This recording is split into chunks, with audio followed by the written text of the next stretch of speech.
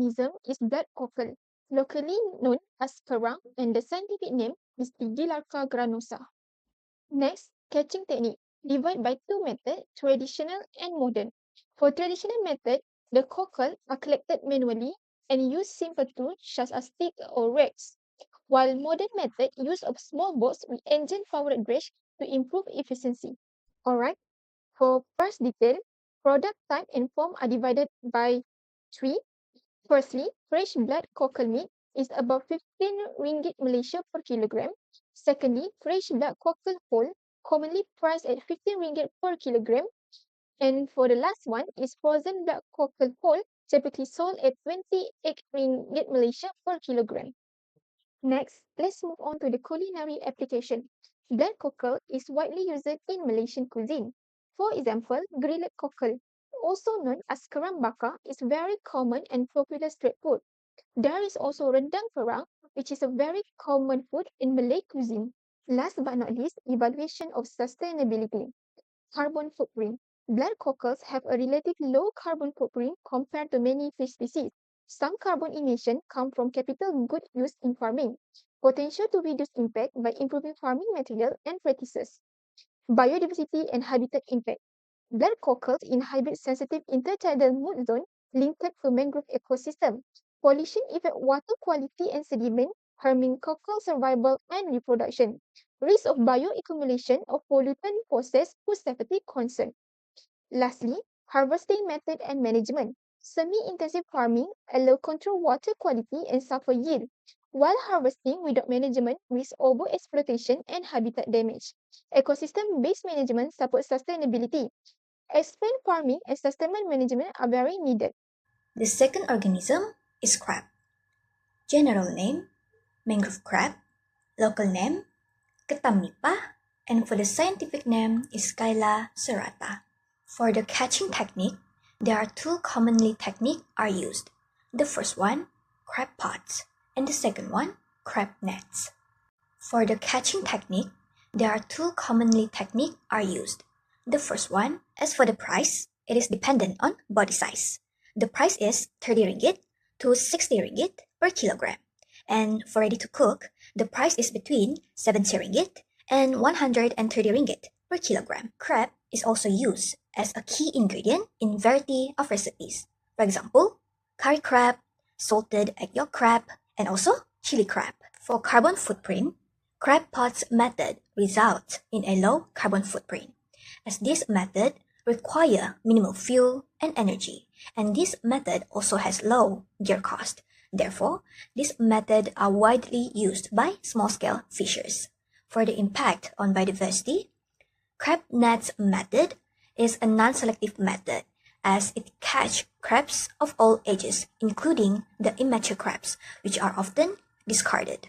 So this method will lead to population decline and harms the crab population. As for the crab pots method, it is a selective method which use the bed to attract mature crabs. So this method allow non-target and small crabs to escape. Therefore, this will cause less harm to the crab population and other marine organisms.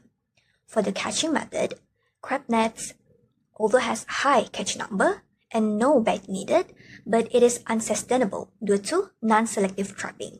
As for the crab pots, it uses bait to target only mature crabs. It is selective and has low impact, and therefore it is preferred method for sustainability. Number 9 is we'll present a grouper fish that having a general name as a brown marbled grouper, and local name is tiger grouper that are commonly in our place.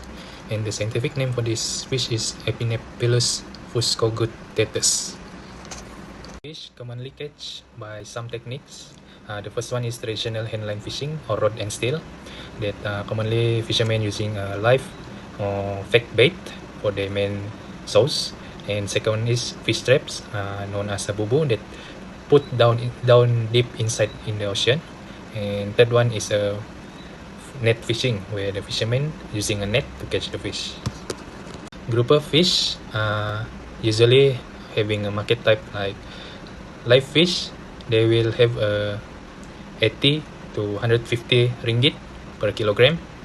The important here is premium price for export outside the country.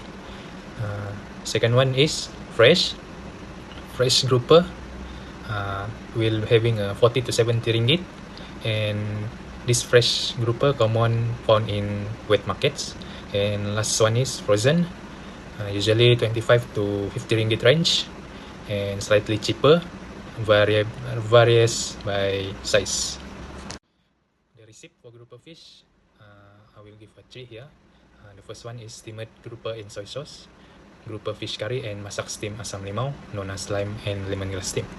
Fun fact here, all of these dishes usually eat with the rice, and it is fit with Malaysian culture.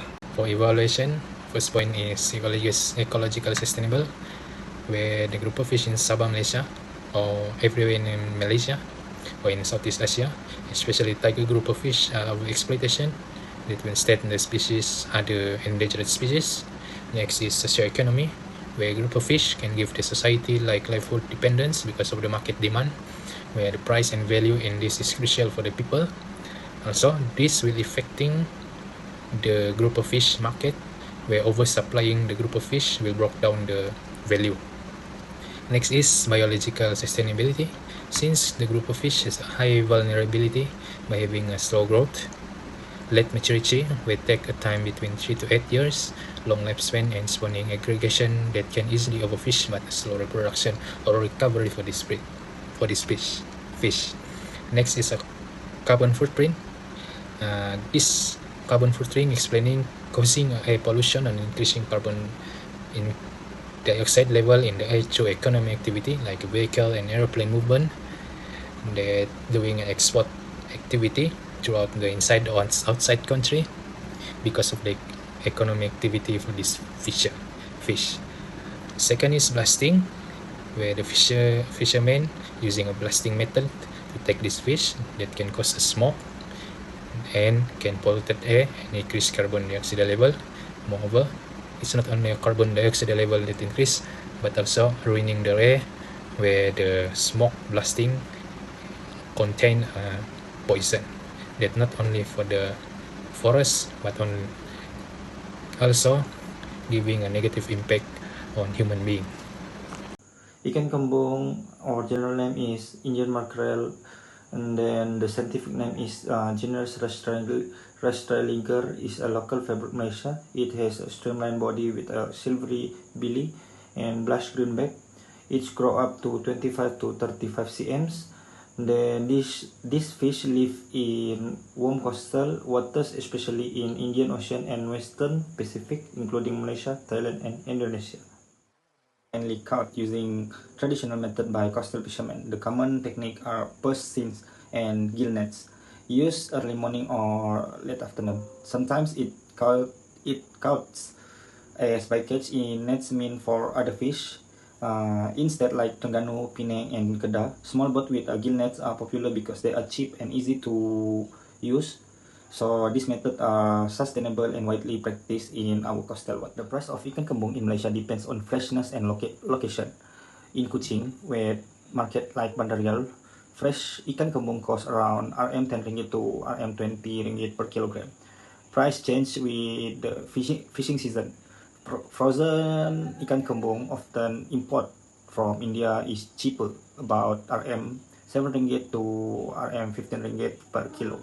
These are popular in supermarkets, especially for budget-conscious buyers. Ikan kembung is a popular versatile fish in Malaysian cooking.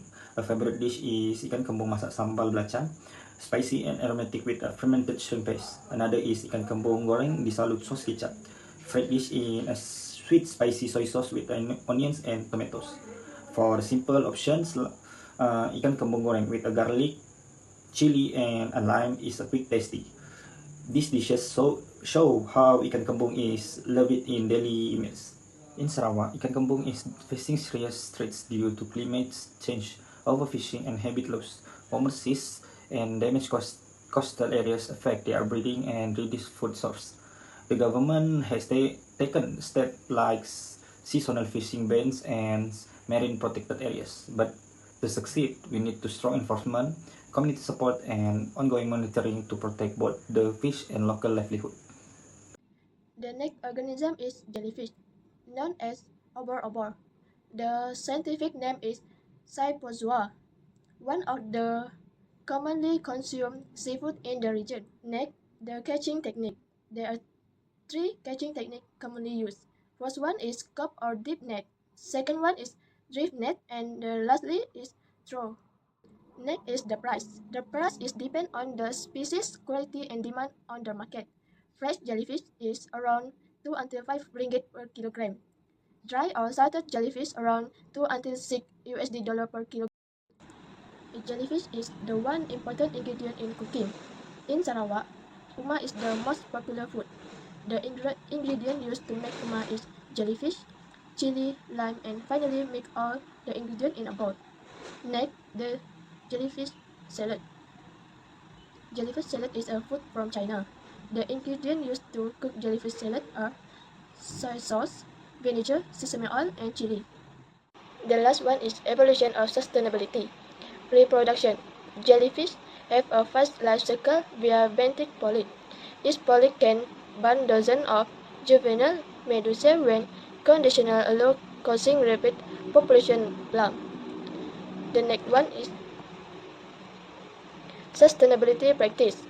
Management must include seasonal or area closure to let population recover and get gear size restriction. For example, some fisheries impose quota and minimum size rule to avoid catching Geneva protecting nurturing habitat is also important. Ecological rules. Jellyfish graze on plankton, even consume fish egg and larvae, and compete with small pelagic fish for food. They also feed higher predators. For example, leatherback sea turtle sustain almost exclusive on jellyfish. The risk without management, fishery can cause stock decline. Due overfishing, conversely, overfishing of their predator or competition can trigger jellyfish outbreak, unchecked bloom that dispute from food web. Jellyfish population are inherently boom or bust, making it unpredictable. The sixth organism is razor clams. It is locally known as ambal in Malaysia. The species that can be found in Sarawak is known as solan. The common practice of catching ambal is by applying salt, where it is a traditional method used in the past decade during low tides. In Malaysia, local communities harvest clams by tapping mud-flat surface with a wooden stick, or a smaller stick known as lidi coated with salt or lime can also be used by inserting them into clam burrows to force the clams to the surface. The price of razor clams varies from its product type and form. In the worldwide market, the price ranges from USD 350 to USD 8. However, if you do get them at restaurants, it would cost you about USD 15 to USD 20. In Malaysia, frozen clams can be bought from RM9 to RM15, whereas fresh clams from the market is about 18 ringgit per kg. There are a few common recipes for ambal dishes. Traditionally, clams can be infused in coconut milk curry, where the dish is called ambal masak lemak. Another traditional dish is where the clams are stir-fried with shrimp paste, and the dish is known as ambal masak pedas. Modern recipes include razor clam aglio olio. Ambal generally has low carbon footprint as bivalve mollusks emit significantly low carbon dioxide compared to other protein sources. Razor clams also function as carbon sink, where they sequester carbon in their shells. When talking about ecological impacts, when ambal is harvested traditionally, collection has minimal impact to biodiversity as manual methods avoid damage to sediment layers. However, mechanical methods used in certain regions can disrupt their habitat. As for their catching methods, it is considered a suitable practice as it has low impact and is culturally rooted. Overall, their catching method preserves ecological integrity and follows suitable protocols. Next, we have a shrimps. That is known as a udang, and scientific name for the shrimp is a Cardian shrimps. Next, shrimps can catch by button trollings and catch nettings. So this is the pricing for the shrimps. For the farm level pricings, small shrimps can get around 32 ringgit, and for the large shrimps can get around 40 ringgit. And then for the retail prices, fresh shrimps in the KLs or the Chokstown, they can get 27 ringgit. For the frozen shrimps, they can get around 41 ringgit until 75 ringgit, and depend on the types and the packaging of the shrimps. Next, this is a recipe for the shrimp. Shrimp can be cooked into chuchol udangs, asam pedas, and mee goreng udang. So this is the evaluation of shrimps. Environment impacts of shrimp industry. So shrimp fishing and farming use a lot of fuel that can cause air pollution. And then transporting shrimps over a long distance adds on the carbon footprints. And then the fishing using a trolling nets can damage the ocean's floors and harm other sea animals. And then how to reduce these methods? First, you can use clear energy, like for example like solars at the shrimp farms, and then use a selective net that only can catch shrimps and avoid bycatch, and then support and buy shrimps from farms that follow eco-friendly and safe practice. Why this matter happen? First, because a small choice like the shrimps we buy can help protect the oceans, and then choosing a suitable shrimps have made the seafood industry better for the future. Next, this is squid as known in Malaysia. Its scientific name is Teotida and it is one of the most commonly consumed seafood in the region. Squid is caught using various methods including trolling, jigging, personing, and cast netting. In the local market, fresh squid is priced around 20 ringgit and 35 ringgit per kilogram, while frozen squid range around from 80 ringgit to 35 per kilogram, depending on the size, quality, and market demand. Squid is a versatile ingredient in Southeast Asian cuisine, and it features in various popular dishes. One well-known dish is Thai-style squid, a spicy and aromatic meal cooked with garlic, Thai chili paste, fish sauce, sugar, and lime juice. Another favorite is stir-fried squid with soy sauce, which highlight the squid's natural sweetness, enhanced by soy and oyster sauces, garlic, sugar, and black pepper. Both dishes are appreciated for their rich flavor and quick preparation. Squid is generally seen as a sustainable seafood option, especially when caught using low-impact method like jigging. This technique uses minimal energy, avoid damaging marine habitat, and produce a low carbon footprint. However, when squid is harvested through harmful method like bottom trawling, it can destroy marine ecosystem and result in high bycatch. Global squid fishing has also surged, much of it in poorly regulated water, raising concern about overfishing and long-term sustainability. While squid has the potential to be an eco-friendly protein alternative, its benefits rely heavily on responsible fishing, proper monitoring, and strong international regulation.